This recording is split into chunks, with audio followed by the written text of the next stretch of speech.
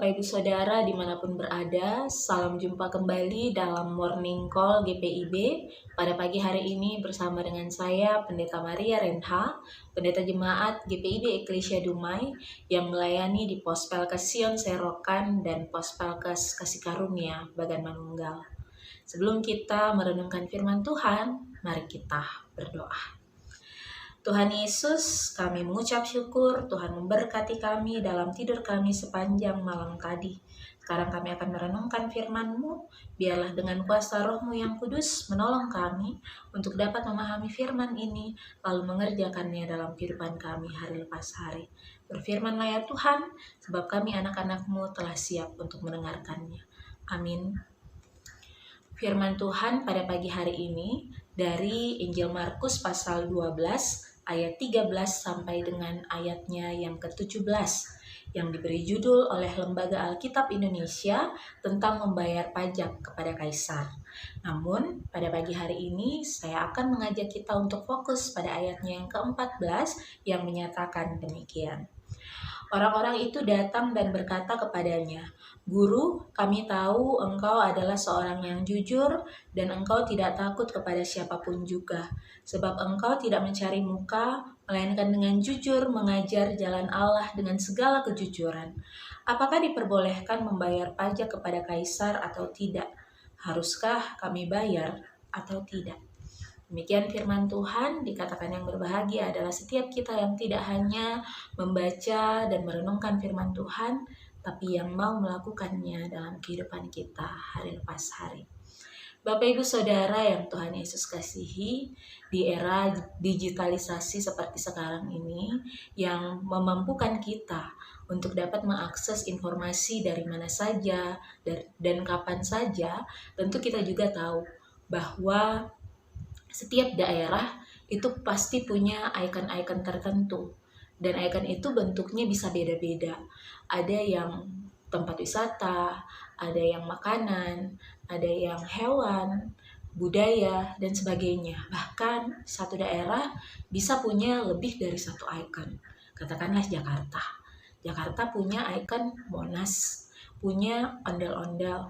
Makanannya ada soto Betawi, ada kerak telur, dan sebagainya. Dan tentu setiap daerah yang lain juga pasti punya kekayaan yang juga menjadi ikon dari daerah tersebut. Tapi sejak pandemi COVID menjadi bagian dalam kehidupan kita, ada satu istilah baru yang muncul, yaitu hidden gem. Apa itu hidden gem? Hidden gem itu timbul ketika kita terbatas untuk tidak bisa berjumpa satu dengan yang lain, harus menjaga jarak, tidak bisa bepergian ke sana kemari sesuka hati kita sebagaimana sebelum ada pandemi COVID ini. Maka karena mungkin sudah stres di rumah saja, sehingga kemudian mencoba untuk mengeksplor daerah-daerah di sekitar, dan pada akhirnya menemukan bahwa ada tempat wisata, ada makanan, atau hal-hal menarik lainnya yang tidak diketahui oleh banyak orang. Jadi boleh dikatakan hidden gem itu seperti lawan kata dari icon. Nah, pada ayat ke-14 dari perikop ini, bagi saya secara pribadi adalah hidden gems. Karena kalau kita membaca Markus 12 ayat 13 sampai 17, saya percaya kita juga udah tahu bahwa ini mengisahkan tentang Tuhan Yesus yang coba untuk dijebak oleh orang Farisi dan orang Herodian dengan pertanyaan tentang pajak. Tapi yang menjadi ikonnya adalah tentang bagaimana Tuhan Yesus menjawab pertanyaan jebakan itu, sehingga pada akhirnya Tuhan Yesus tidak jatuh pada jebakan yang mereka buat.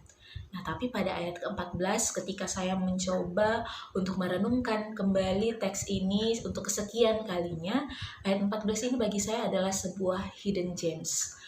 Kenapa saya katakan hidden gems? Karena ada sebuah pelajaran yang sangat berharga bagi saya secara pribadi dan rindu untuk saya bagikan kepada Bapak Ibu Saudara sekalian. Mari kita lihat pada ayat yang ke-14 yang juga sudah saya bacakan untuk kita bersama tadi. ayat 14 ini menunjuk pada kalimat yang dipakai oleh orang Farisi dan juga orang Herodian untuk menjebak Tuhan Yesus. Sebelum mengajukan pertanyaan jebakan tentang bolehkah kami membayar pajak, mereka mengawalinya dengan kata-kata yang sangat-sangat manis. Bahkan yang menarik perhatian saya adalah tentang melainkan dengan jujur mengajar jalan Allah dengan segala kejujuran.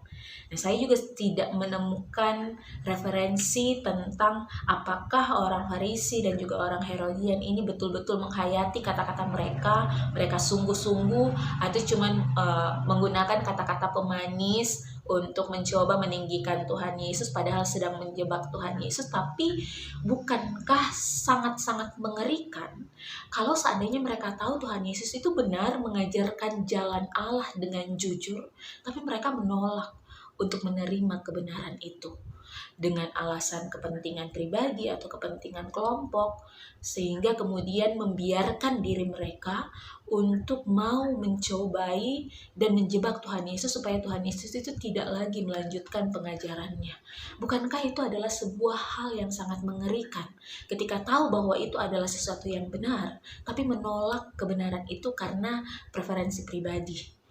Nah, sehingga dari firman Tuhan hari ini, khususnya pada ayat 14 ini, saya mencoba mengajak kita untuk berefleksi.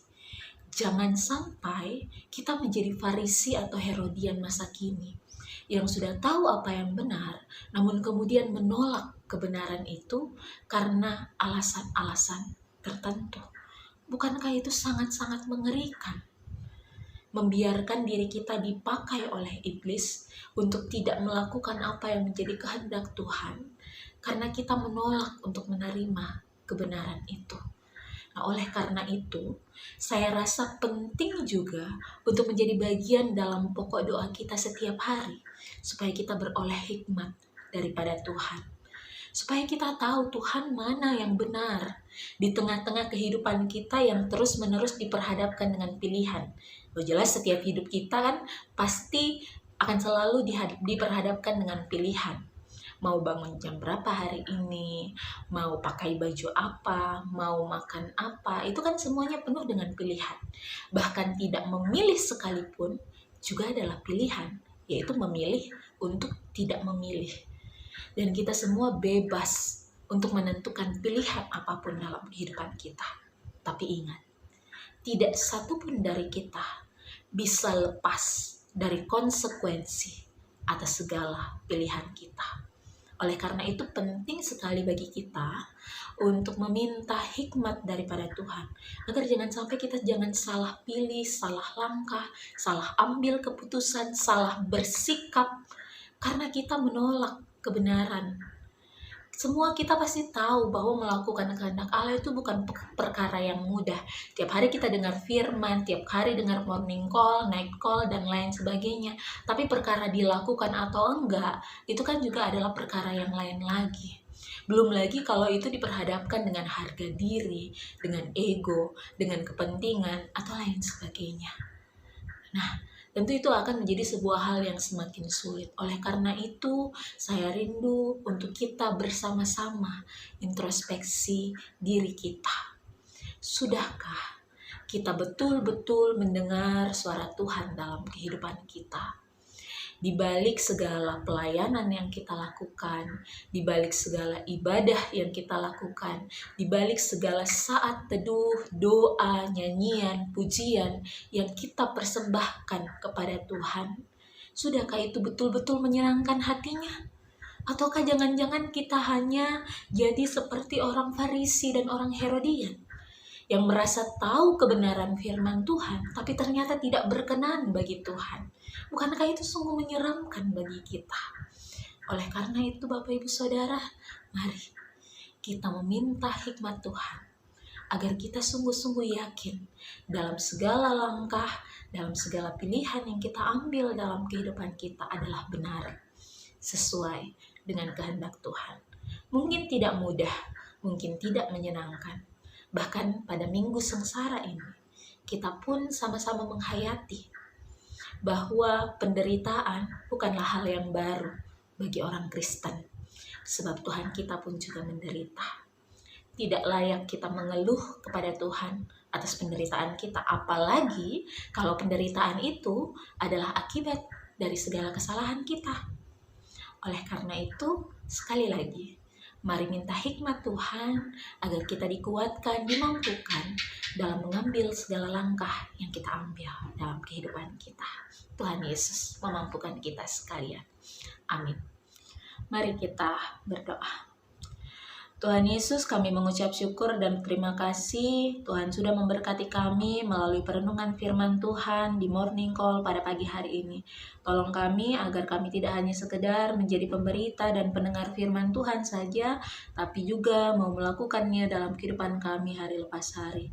Tolong kami Tuhan, agar kami senantiasa beroleh hikmat-Mu dalam melakukan segala aktivitas kami di sepanjang hari ini, bahkan di sepanjang langkah kehidupan kami, pelayanan kami mau serahkan semuanya kepada Tuhan, agar segala yang kami kerjakan Tuhan, sungguh-sungguh menyenangkan akan hati Tuhan, dan memuliakan akan nama Tuhan.